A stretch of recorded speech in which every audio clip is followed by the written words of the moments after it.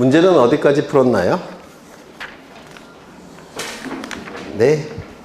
아니, 저는 모를 수도 있지. 여러분들은 모르시면 안 되죠. 네?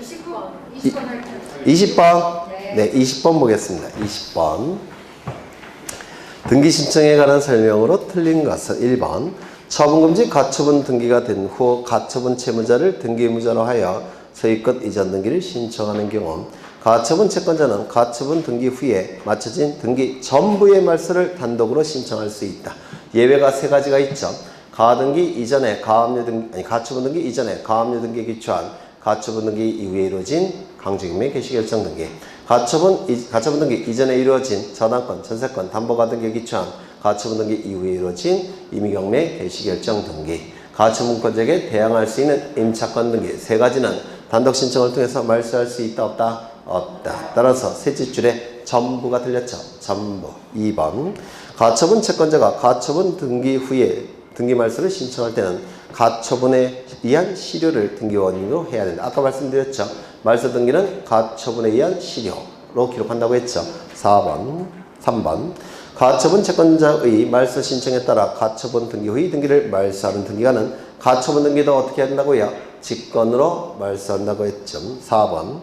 등기 원인을 경정하는 등기는 단독 신청에 의한 경우는 단독으로, 공동 신청에 의한 등기는 공동으로 신청해야 된다. 맞습니까?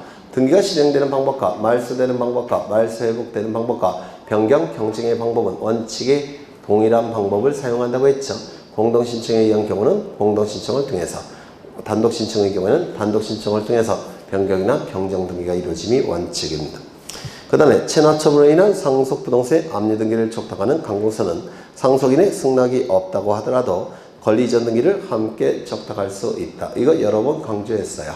압류 등기를 촉탁할 때 압류 등기 촉탁서에 기록된 소유자의 표시와 등기부의 표시가 일치하지 아니할 때는 각하 결정이 나기 때문에 세무서는 압류 등기를 촉탁할 때 상속 등기도 상속인을 가름해서 함께 촉탁한다라고 촉탁 등기할 때, 일괄 촉탁할 때 설명을 드렸습니다. 또 설명드리기엔 시간이 너무 많이 걸려요. 21번을 보겠습니다. 을소유 건물에 대하여 소유권 이전 등기 정권을 보존하기 위한 갑의 가처분이 2월 1일 날 등기되었다. 가처분 등기는 2월 1일에 등기됐죠. 갑이 을을 등기임자로 하여 소유권 이전 등기 신청하는 경우 그 건물에 있던 다음에 제3자 명의 등기 중 단독으로 말소 등기를 신청할 수 있는 경우는 1번 1월 7일에 등기된 가압류에 의하여, 가압류 등기는 가처분 등기보다 선순위네요. 따라서 그 이후에 이루어진 강제금액 개시결정 등기는 단독 신청을 통해서 말소할 수가 없겠죠. 2번 1월 8일 날 등기된 가등기 담보권에 의하여, 가등기 담보권, 담보가등기는 가처분 등기보다 선순위네요. 따라서 이후에 이루어진 임의경매 개시결정 등기도 말소 신청할 수가 없죠. 3번 임차권 등기 명령에 의해서 4월 2일에 한 가처분 채권자인 갑에게 대항할 수 있는 임차권 등기, 말소 신청할 수 없겠죠. 4번 1월 9일 체결된 매매계약에 의하여 8월 1일에 한 소유권 이전 등기, 매매계약은 의미가 없습니다. 우리는 등기만 놓고 보는 거니까 따라서 이거는 단독 신청을 통해서 말소할 수 있을 거고요. 5번 1월 9일 등기된 건재당권에 의하여 9월 2일에 한 임의경매 개시결정 등기, 건재당권 등기가 가처분 등기보다 선순위죠. 따라서 임의경매 개시결정 등기는 말소 신청할 수 없을 겁니다. 22번 갑소의 A 토지의 등기부에는 을의 건재당권 설정 등기, 여기는 을의 건재당권 설정 등기가 이루어졌다는 겁니다. 그 다음에 가처분 등기는 그 이후에 이루어졌죠. 병의 소유권 이전 등기 정권 보존하기 위한 가처분 등기, 여기에 병의 가처분 등기가 이루어졌다는 겁니다. 소유권에 관한 가처분 등기가 이루어졌고요. 그 다음에 뭐가 이루어졌습니까? 정의 가압류 등기, 정의 가압류 등기가 이루어졌을 테고, 또 뭐가 이루어졌나요? 을의 건재당권에 의한 임의경매 개시결정 등기, 요 을의 건재당권에 기한 임의경매 개시결정 등기, 을의 임의경매 개시결정 등기 이루어졌죠. 각기 순차로 등기되어 있다. A 토지에 대하여 병이 갑을 등기부자로 하여 소유권 이전 등기를 신청하는 경우, 이때는 소유권 이전 등기가 시행이 된다는 겁니다. 병의 소유권 이전 등기가 시행이 되더라는 겁니다. 그러면 가처분 등기 이후 소유권 이전 등기가 이루어졌을 때 그 중간 처분의 등기는 원칙이 뭐죠? 단독 신청을 통해서 말소함이 원칙입니까? 맞아요. 가처분 등기 이후 본등기가 이루어졌을 때 그 중간 처분의 등기는 단독 신청을 통해서 말소함이 원칙입니다. 다만 예외가 세 가지가 있었죠. 그 예외 첫 번째, 가처분 등기 이전에 이루어진 가압류 등기에 기초한 가처분 등기 이후에 이루어진 강제금리 개시결정 등기, 가처분 등기 이전에 이루어진 저당권 등기, 전세권 등기, 담보가 등기에 기초한 가처분 등기 이후에 이루어진 임의경매 개시결정 등기, 그 다음에 가처분권자에게 대항할 수 있는 임차권 등기는 단독 신청을 통해서 말소할 수가 없죠. 그러면 요거는 단독 신청을 통해서 말소할 수가 있네요. 예외가 아니니까. 그렇죠. 요거는 예외입니까? 아닙니까? 예외죠. 맞아요. 따라서 이거는 말소 신청할 수가 있습니까? 없습니까? 없겠죠. 맞아요. 그 다음에 본등기가 이루어졌을 때 가처분 등기는 등기관이 어떻게 하죠? 직권으로 말소했죠. 맞아요. 네, 그러면 문제를 보겠습니다. 1번. 정액 가압류 등기는 등기관이 직권으로 말소해야 된다. 직권 말소가 아니라 단독 신청을 통한 말소. 그렇죠. 2번을 보시면 정액 가압류 등기의 말소를 병이 단독으로 신청할 수 있다. 이게 맞겠네요. 이게 정답입니다. 3번. 병의 가처분 등기의 말소는 병이 신청해야 된다. 병의 가처분 등기 말소는 등기관이 직권으로 말소하죠. 직권 말소.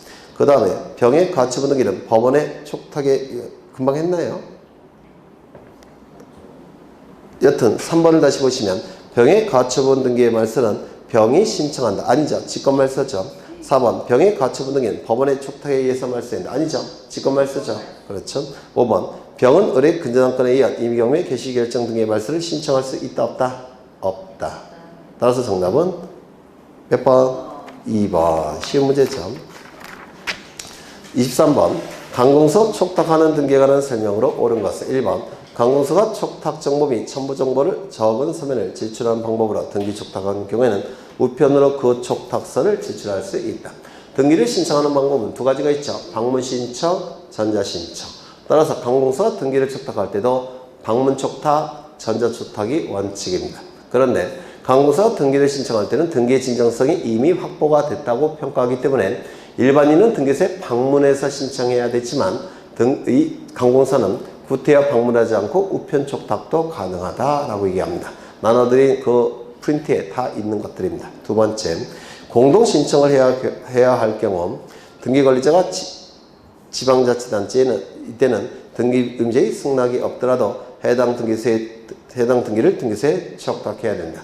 강공서가 등기를 촉탁할 때는 단독 촉탁이 원칙입니다. 다만 무대뽀로 단독 촉탁하는 건 아니고 강공서가 등기 관리자일 때는 등기 의무자의 승낙을 받아. 강공서가 등기 의무자일 때는 등기 관리자의 청구에 따라 지체 없이 단독 촉탁한다라고 여러 번 강조드렸어요. 그래서 없더라고가 틀렸습니다. 3번 강공서가 공매 처분을 한 경우에 등기 관리자의 청구를 받으면 지체 없이 체납 처분으로 인한 압류 등기를 등기소에 촉탁해야 된다. 압류 등기 촉탁이 아니라 압류 등기 말소 등기를 촉탁한다라고 설명을 드린 적이 있어요. 압류 등기 말소 등기를 촉탁하는 겁니다. 4번 강공서가 체납 처분으로 인한 압류 등기를 촉탁하는 경우에는 등기명인을 가름하여 등기명인의 표시 변경 등기를 함께 촉탁할 수 있다. 없다? 있다. 이것도 설명드릴 수는 없어요. 이거 강공서 촉탁 등기할 때 동영상을 통해서 확인을 해보면 이 내용이 다 나와 있습니다. 다 설명드린 거예요. 일괄 촉탁할 때 설명을 드린 겁니다. 일괄 촉탁할 때 지지난주에. 그 다음에 수용으로 인한 세입과 이전 등기를 신청하는 경우에는 보상이나 공탁을 증명하는 정보를 첨부 정보로서 등기소에 제공해야 된다. 왜냐하면 이 사업 시행자가 소유권을 취득하는 시점은 수용 기일이죠. 맞아요. 수용 기일날 소유권을 취득하는데 정지 조건이 붙어 있습니다. 수용 보상금 지급을 정지 조건으로 해서 수용 기일날 소유권을 취득하는 겁니다. 그럼 수용 보상금 지급을 정지 조건으로 해서 소유권을 취득하는 거니까 수용 보상금이 지급되었다는 증명 정보를 등기소에 제공해야 됩니다. 그래서 이것도 없다가 들렸고요. 24번 틀린 것은 등기를 마친 경우 그 등기 효력은 대부분 규칙으로 정하는 등기 시장 정보가 전산정보 처리 조직에 저장된 때 발생한다. 맞습니까? 저장 시점이 접수 시점이고 접수 시점이 등기 효력 발생 시점이고 등기 효력 발생 시점이 물권 변동 시점이겠죠. 2번 대지권을 등기한 후에 한 건물에 권리에 관한 등기는 건물만에 관한 것이라는 뜻의 부기 등기가 없다면 대지권에 대해서도 동일한 등기로서 효력이 있다. 상단부는 건물 등기부로서의 기능을 가지고 하단부는 토지 등기부로서의 기능을 가지기 때문에 대지권은 구분 건물과 일체로 공시가 된다고 했죠. 따라서 맞는 질문이 될 테고 3번 같은 주등기에 관한 부기등기 상호간의 순위는 부기등기 순서에 따른다. 맞겠죠. 소유권 이전 등기 청구권을 보장하기 위한 가등기에 대해서는 가압류 등기를 할 수가 없습니까? 가압류 가처분의 대상은 등기된 재산권에 대해서 가압류 가처분을 할 수가 있다고 했죠. 그러면 소유권 이전 등기 청구권에 대한 가등기는 가등기가 됐으니까 등기가 됐고 재산권입니다. 따라서 가압류 가처분의 대상이 될 수가 있습니다. 5번 등기권리자의 적법 추정은 등기원인에서 적법에서 연유한 것이므로 등기원인에도 당연히 적법 추정이 인정된다. 물적 범위죠. 등기권리 적법 추정, 등기원인 적법 추정, 등기절차 적법 추정. 이거 여러 번 강조한 적이 있습니다. 넘어가겠습니다. 이의신청. 틀린 것은 부동산 등기 법령상 등기관의 처분에 대한 이의 절차에 관한 설명으로 틀린 것은 1번 이의에는 집행등기 효력은 없다고 했죠. 네, 2번 새로운 사실이나 새로운 증거 방법을 근거로 이의 신청할 수가 없죠. 3번 관할 지방법원은 이의 신청에 대하여 결정하기 전에 등기관에게 이의가 있다는 뜻의 부기 등기나 가등기를 명령할 수 있다라고 했고요. 4번 5번은 그냥 읽어보시면 될 테고요. 2번을 보겠습니다. 틀린 것은 1번. 1번도 보셨죠? 2번. 상속인이 아닌 자는 상속등기가 위법하다고 하여 이의 신청할 수가 없죠. 그렇죠. 아까 보신 거예요. 그 다음에 이의 신청은 구술이 아닌 서면으로 하며 이의 신청서를 등기소에 제출해야 된다고 했죠. 그 기간에는 제한이 없죠. 이의 신청에는 제한이 없습니다. 4번은 보셨고요. 5번. 등기 신청의 각하 결정, 즉 소극적 부당을 얘기하겠죠. 각하 결정에 대한 이의 신청은 등기관이 각하 결정이 부당하다는 사유로 촉하다. 맞는 지문이고요. 등기 신청의 적극적 부당, 등기 실행 결정에 대한 이의 신청은 부당해야 되고요. 또 뭐도 돼야 되죠. 29조 제1호 위반, 29조 제2호 위반도 충족해야 되죠.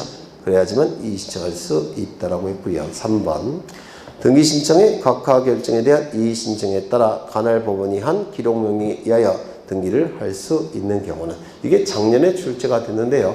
그 프린트에 제가 옮겨놨어요. 이거 좀 잘 보셔야 되는데요. 1번부터 보죠. 소유권 이전 등기 기록 명령이 있더라는 겁니다.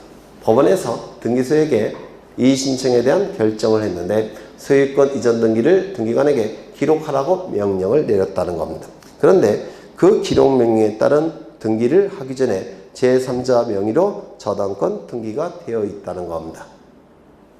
법원에서 등기소에 소유권 이전 등기 해주라고 명령을 내렸습니다. 근데 그 명령에 따른 등기를 하기 전에 제3자 명의 저당권 등기가 되어 있더라는 겁니다. 그렇다면 이 두 개의 등기를 양립할 수 있습니까? 있어요, 없어요? 네? 소유권 이전 등기와 저당권 등기는 양립할 수 있습니까? 있죠. 양립할 수가 있기 때문에 소유권 이전 등기를 할 수가 있습니다. 다만 저당권보다 나중에 있죠. 후순위 소유권 이전 등기를 하는 겁니다. 후순위. 2번 권리 이전 등기에 기록 명령이 있었으나 그 기록 명령에 따른 등기 전에 제3자 명의로 권리 이전 등기가 되어 있는 경우, 예를 들어서 소유권 이전 등기 하라고 명령을 내렸습니다. 그런데 제3자 명의로 소유권 이전 등기가 됐다는 겁니다. 그럼 1번과 달리 소유권 이전 등기, 소유권 이전 등기 두 개의 등기는 양립할 수 있을까요? 없을까요? 없습니다. 따라서 양립할 수가 없기 때문에 법원의 명령에 따른 소유권 이전 등기는 할 수가 없습니다. 이거 이해가 되셔요? 3번 말소 등기 기록 명령이 있었으나 그 기록 명령에 따른 등기 전에 등기상 이해관계인이 발생한 경우, 그러면 등기상 이해관계인이 있음에도 불구하고 법원의 명령에 따른 말소 등기를 할 수가 있느냐? 그러면 등기상 이해관계인은 손해가 발생하겠죠. 따라서 이때도 기록명령을 따를 수가 없습니다. 4번 등기관의 기록명령에 따른 등기를 하기 전에 신청인에게 첨부 정보로 다시 등기소에 제공할 것을 명령했으나 신청인이 그 첨부 정보를 등기소에 제공하지 않았다는 겁니다. 그러면 첨부 정보가 등기소에 제공이 돼야지만 그 정보를 보고서 법원의 명령에 따른 등기를 할 수가 있는데 첨부 정보 자체가 등기소에 제공되지 않았기 때문에 법원의 명령을 지킬 수가 없습니다. 5번 전세권 설정 등기의 기록명령이 있었으나 그 기록명령에 따른 등기 전에 같은 부분에 대해서 전세권 등기가 되어 있다는 겁니다. 그러면 기록명령에 따르게 되면 양립할 수 없는 등기가 나타나겠죠. 그래서 이때도 법원의 명령을 따를 수가 없습니다. 그래서 양립 여부로 판단하는 겁니다. 양립 여부로. 그 정도 보시고요. 이제 앞으로 가겠습니다. 537쪽을 가십니다. 537쪽. 가셨나요? 1번. 공간정보의 구축 및 관리 등에 관한 법령상 토지 등록 등에 관한 설명으로 옳은 것은 1번. 지적공부에 등록하는 지번, 지목, 면적, 경계 좌표는 토지 이동이 있을 때 소유자의 신청을 받아 지적소관청이 결정할 때 신청이 없다면 지적소관청은 어떻게 한다고요? 직권으로 등록하겠죠. 그래서 맞는 짐이 될 겁니다. 2번.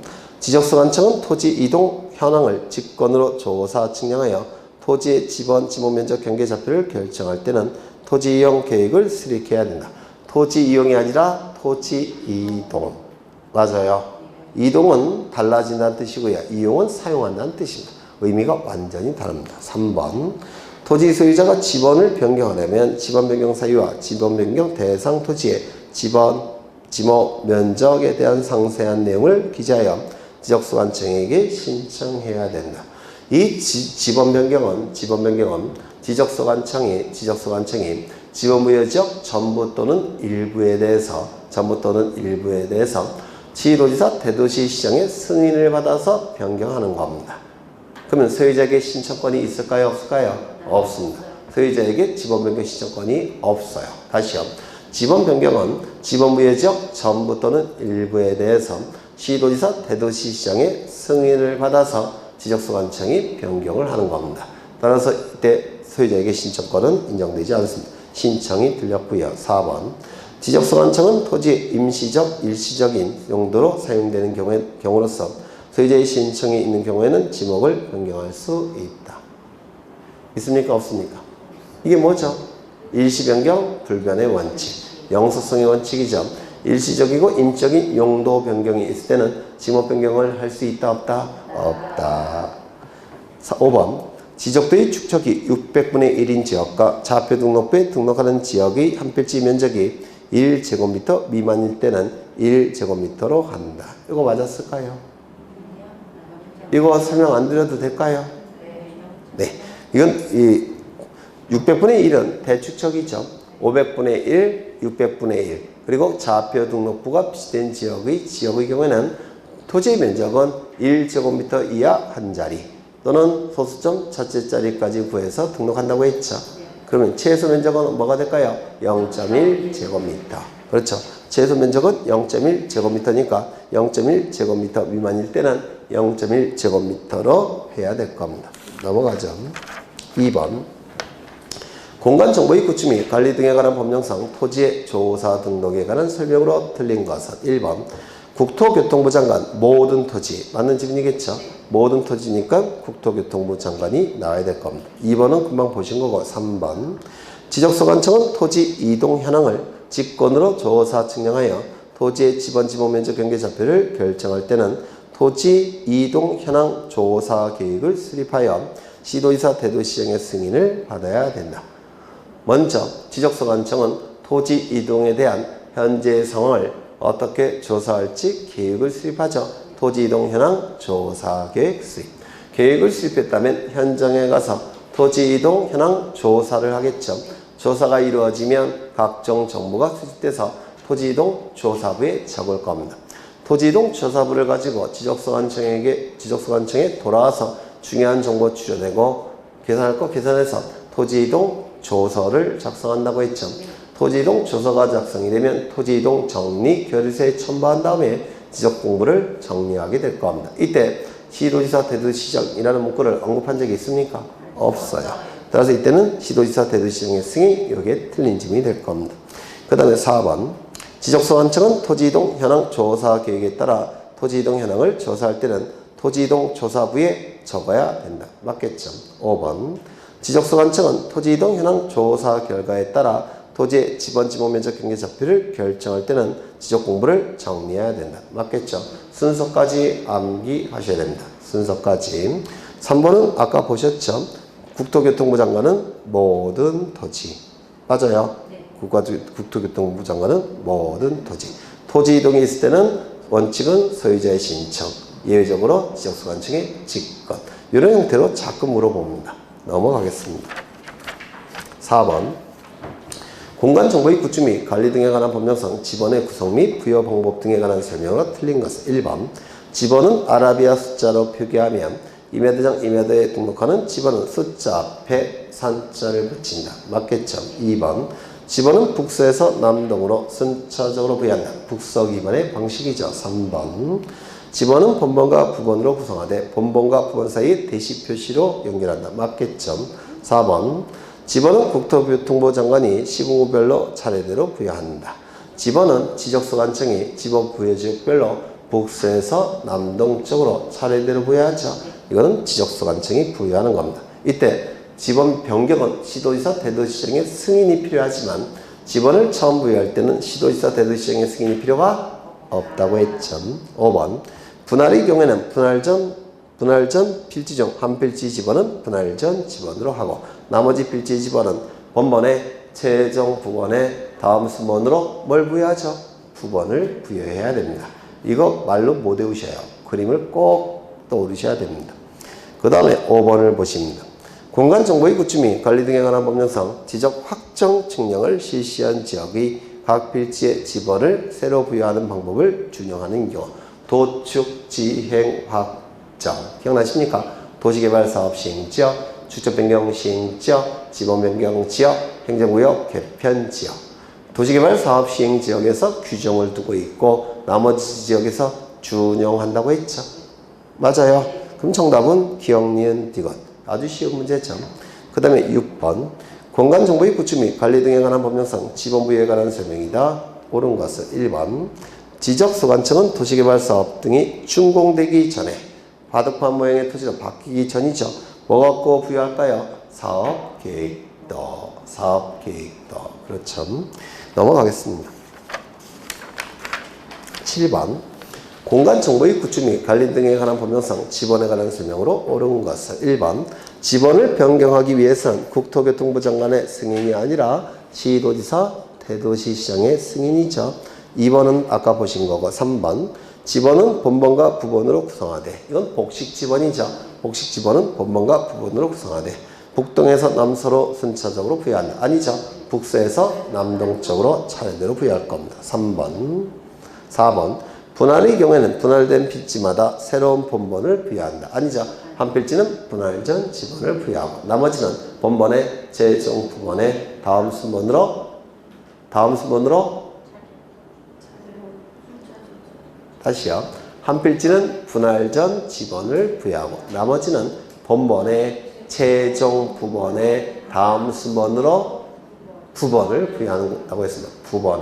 부번을. 그래서 이건 틀린 지문이죠. 5번 지적소관청은 축적 변경으로 지번에 결번이 생길 때는 지체 없이 결번 대정에 적어 영구히 보존해야 된다. 맞습니까? 네. 그 다음에 8번 틀린 것은 1번, 2번은 보셨고요. 3번을 보시죠. 추적 변경 시행 지역의 필지에 지번을 부여할 때는 도축, 지행, 확정, 도시개발사업 시행지역, 축적 변경 시행지역, 지번 변경 지역, 행정구역 개편 지역에서는 지적 확정 측량 실시 지역의 지번 부여 방법을 사용한다고 했죠. 맞아요. 그렇죠. 그러면 축적 변경 시행 지역의 필지에 지번을 부여할 때는 그 지번 부여 지역의 인접토지 본번에 부번을 붙여서 지번을 부여해야 된다. 이건 축적 변경이 아니라 뭐죠? 신규 등록과 등록 전환이죠. 맞아요. 그럼 축적 변경의 경우에는 먼저 축적 변경 시행 지역 안에 있는 지번 중에서 본번을 선택하겠죠. 그 중에서 제외되는 게 두 가지가 있죠. 첫 번째, 경계에 걸친 지번은 제외. 두 번째, 축적 변경 시행지역 안에 있는 집원 중에서 축적 변경 시행지역 바깥에 있는 본번이 같은 집원은 제외. 맞아요. 맞아요. 그렇죠. 그 나머지 본번을 차례대로 부여할 겁니다. 다만 부여할 수 있는 집원의 개수와 부여해야 될 집원의 개수가 더 적은 경우에는 블록을 정해서 본번을 부여한 후 필지별로 부번을 부여하든지 아니면 그 지번 부여 지역의 최종 본번의 다음 순번으로 본번을 차례대로 부여하게 될 겁니다. 여튼 틀렸죠. 신규 등록 대상 토지가 그 지번 부여 지역의 최종 지번 토지에 인접하여 있는 경우, 이때는 그 지번 부여 지역의 최종 본번의 다음 순번부터 뭐로? 본번으로 하여 차례대로 부여한다고 했습니다. 이건 말로 절대 못 외워요. 그림을 연습장을 가지고 몇 번 그려보셔야 됩니다. 그러면 아주 쉬운 문제가 돼버립니다. 9번을 보겠습니다. 틀린 것은 1번. 지적소관청은 지번을 변경할 필요가 인정되면 시도지사나 대도시장의 승인을 받아서 지번 부여 지역 전부 또는 일부에 대하여 지번을 새로 부여할 수 있다. 지번 변경할 때는 뭐가 필요하다고요? 승인. 시도지사, 대도시장 승인. 그리고 전부, 일부 가능하다고 했죠. 2번은 보셨고 3번도 보셨고 4번을 보죠. 등록 전환 대상 토지가 신규 등록과 등록 전환은 같은 방법으로 지번을 부여하죠. 여러 필지로 되어 있는 경우, 여러 필지인 경우 어떻게 부여하죠? 그 지번 부여 지역의 최종 본번의 다음 순번으로 본번을 차례대로 부여했죠. 그 다음에 5번. 합병의 경우로서 합병 전의 필지에 주거 사무실 등의 건축물이 있어서 건축물이 위치한 지번을 합병의 지번으로 신청할 때는 그 지번을 합병의 지번으로 부여해야 된다. 분할의 경우는 신청이 필요 없지만 합병의 경우는 반드시 신청이 있어야지만 건축물이 있는 지번을 합병의 지번으로 부여할 수가 있는 것이죠. 그렇죠. 10번은 뭐 보신 거고 11번 가겠습니다. 11번. 공간정보의 구축 및 관리 등에 관한 법령상 물이 고이거나 상시적으로 물을 저장하고 있는 저수지, 호수 등의 토지와 연완골 등이 자생하는 배수가 잘 되지 아니하는 토지, 물이 고이거나 상시적으로 물을 저장하고 있는 저수지, 호수, 이거 뭐죠? 유지. 유자가 물방울 머물 유, 지자는 연못지. 그래서 유지죠. 물이 고여있는 형태의 토지는 유지가 될 겁니다. 다만 조심하셔야 될 게 연완골 등이 자생하는, 자생이라는 문구가 있어야지만 유지가 됩니다. 만약에 재배라는 문구가 나오면 이거는 답이 될 가능성이 더 높아요. 맞아요. 그래서 자생이라는 문구도 기억해 두셔야 됩니다. 12번. 공간정보 법령상 지목과 지적대에 등록하는 부호의 연결이 틀린 것은 이 부호를 자꾸 출제하는데요. 이 부호가 출제가 되면 무조건 여백에다가 쓰셔야 돼요. 차, 장, 천, 원. 무조건 쓰신 다음에 그래야지 틀릴 가능성이 줄어듭니다. 무조건 쓰신 다음에 그 다음에 여기다가 쓰셔요. 주차장, 공장, 용지 반드시 쓰십니다. 하천, 그 다음에 유원지 쓰신 다음에 비교해서 골라내셔야 돼요. 저도 20년 강의한 저도 이거 안 쓰고 이렇게 눈으로 하면 틀립니다. 꼭 쓰셔야 돼요.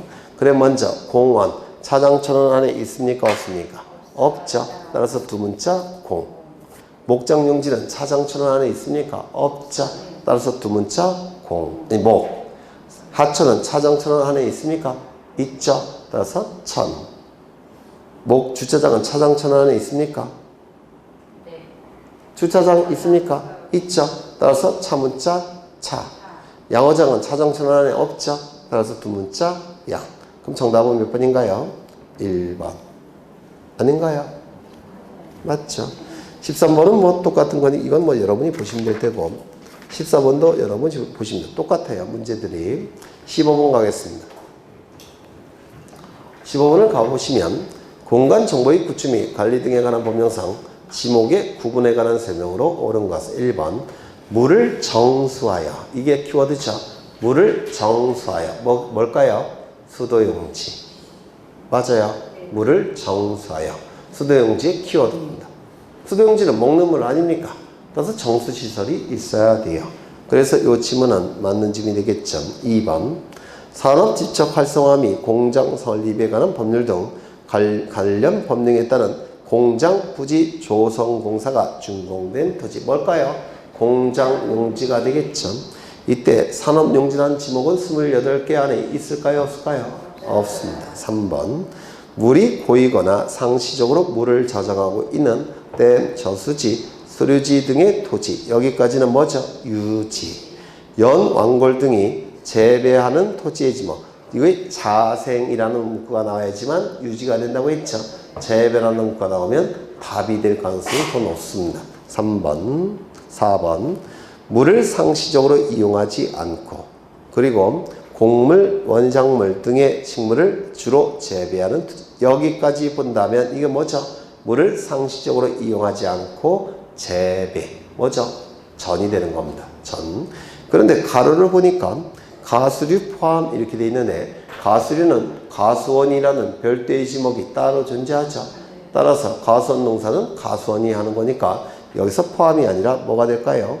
제외가 돼야 될 겁니다. 제외. 그 다음에 중림지는 뭘까요? 중림지. 임야가 되겠죠.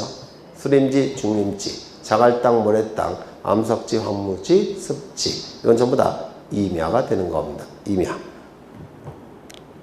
그래서 이거는 전이 정확하게 다시 한번 보죠. 물을 상시적으로 이용하지 않고 곡물, 원예작물 등의 식물을 주로 재배하는 토지는 전이에요. 다만 가수류는 제외. 그리고 중림지의 지목은 임야가 되는 겁니다. 임야. 그 다음에 5번. 학교 용지, 공원, 다른 지목으로 된 토지에 있는 유적, 고적, 기념물 등을 보존하기 위하여 구획된 토지의 지목은 사적지가 아니라 사적지에서 제외가 되죠. 주지목 추정의 원칙상 학교 용지 안에 있다면 학교 용지 안에 포함되는 것이고, 공원 안에 있다고 한다면 공원 안에 포함되겠죠. 주지목 추정의 원칙상 사적지에서 제외를 시켜야 됩니다. 16번. 지목의 구분에 관한 설명으로 옳은 것은 1번. 일반 공중의 보건, 휴양, 정서 생활. 보건, 휴양, 정서 생활이 공원의 키워드라고 했습니다. 거기 오늘 나눠드린 프린터 보시면 그 부분에 두꺼운 글씨와 밑줄 처리를 다 했습니다. 그거 위주로 자꾸 보셔야 돼요. 따라서 이건 체육 용지가 아니라 뭐가 될까요? 보건, 휴양, 정서 생활. 공원의 키워드입니다. 공원에서 휴양하지 않습니까? 정서 생활하지 않습니까? 그렇죠. 2번. 온수, 약수, 석유 등을 일정한 장소로 운송하는 성수관, 송유관, 저장 시설의 부지는 강천지에서 제외가 되죠. 맞아요. 네. 그 다음에 물을 상시적으로 직접 이용, 재배. 요 두 개의 단어가 나오면 답이 되죠. 상시적으로 직접 이용, 재배. 답의 키워드가 됩니다. 그 다음에 양어장은 해상이 아니라 육상이. 해상이라면 바다가 되니까 바다는 지목이 존재할 수 있습니까? 없죠. 그래서 해상이 아니라 육상이 키워드입니다. 육상. 그 다음에 자연의 유수가 있거나 있을 것으로 예상되는 소규모 수로 부지는 이거는 국어가 되겠죠. 국어의 키워드는 두 가지를 기억하셔야 됩니다. 인공적, 소규모라는 단어가 있다면 국어, 없다면 하천. 다시요. 인공적, 소규모라는 단어가 있다면 국어, 없다면 하천. 이것도 여러 번 강조를 드린 겁니다. 넘기겠습니다. 17번. 공간정보의 구축 및 관리 등에 관한 법령상 지목의 구분 표기 방법 등에 관한 설명으로 들린 것은 1번. 지목을 지적도 임야도에 등록할 때는 부호로 표기해야 된다. 맞죠? 토지대장, 임야대장, 정식명칭, 지적도, 임야도, 부호. 24개는 두문자, 4개는 차문자, 차문자는 차, 장, 전, 원. 2번. 온수, 약수, 석유 등을 일정한 장소로 운송하는 송수관, 송유관, 저장시설의 부지는 강천지에서 제외된다고 했죠. 이게 왜 그러냐면 이것도 설명을 드린 건데요. 강천지 할 때 광은 광물이에요. 천은 샘천자를 씁니다.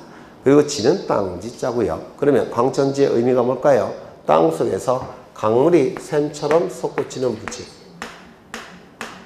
강물이 샘처럼 솟구치는 부지가 강천지입니다. 강천지.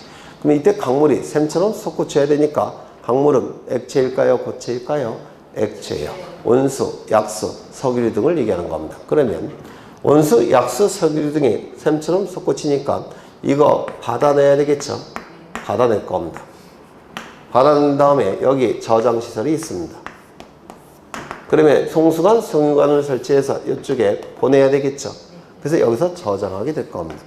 그런데 이 송수관, 송유관, 저장시설도 강천지 안에 포함을 시키면 강천지의 범위가 너무나도 확대가 됩니다. 맞아요?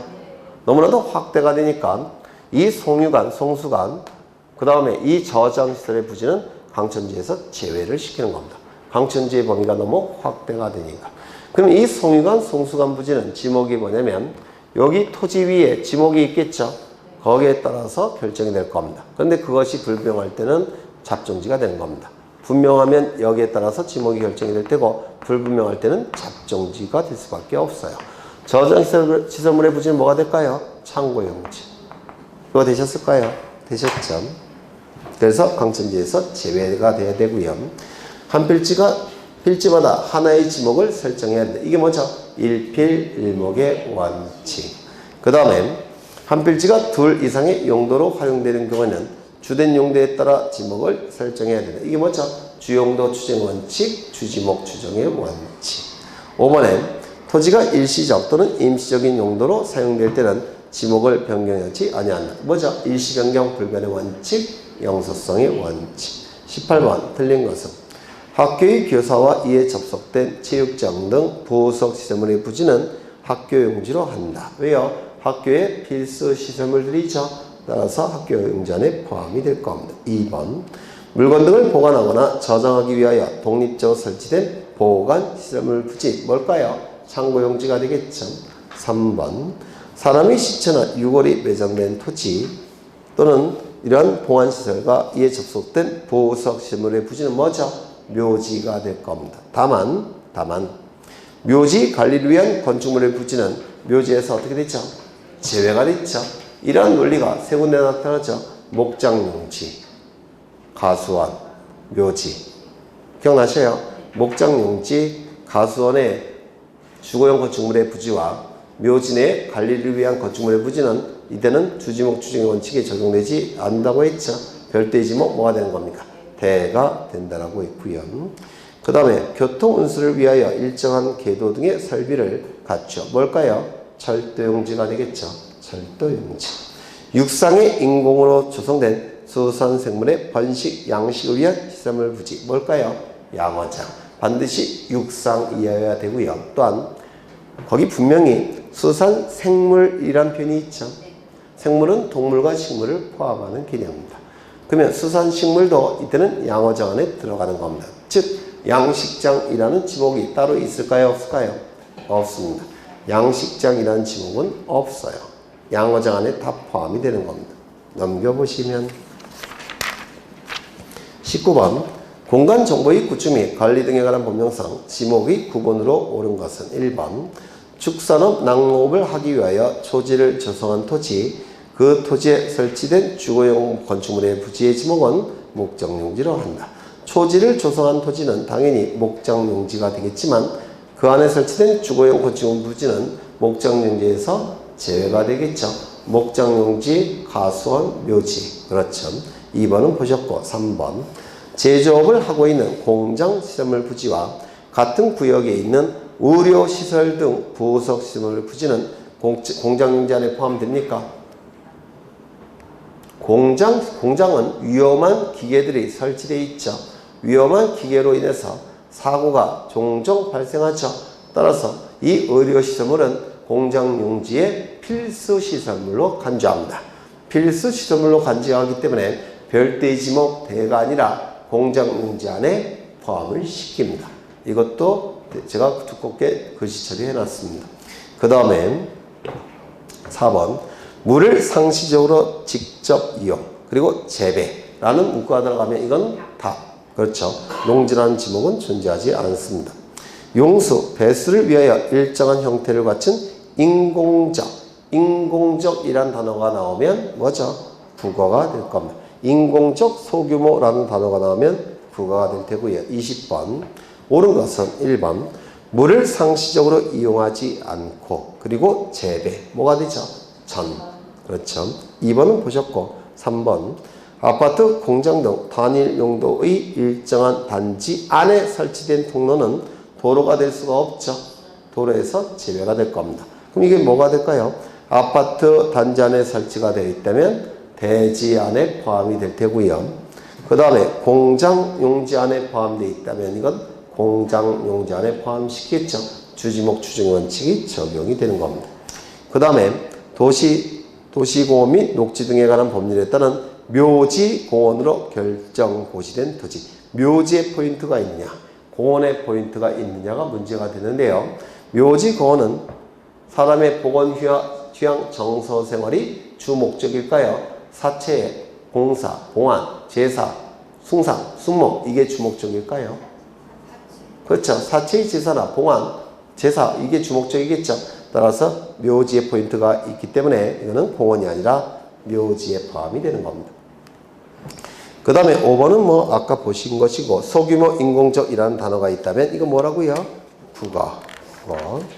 21번을 가겠습니다. 21번